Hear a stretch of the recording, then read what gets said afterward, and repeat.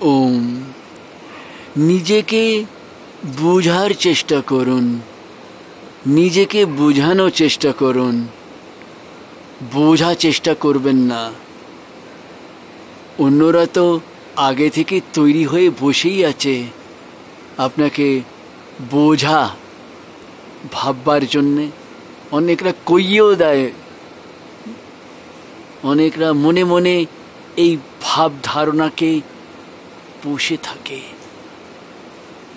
তাই জন্যে বলি, নিজেকে বুঝুন, নিজেকেই বোঝান আগে ভালো মতন। দেখবেন, এই দেখুন পাখিরাও স্বর মেলাচ্ছে।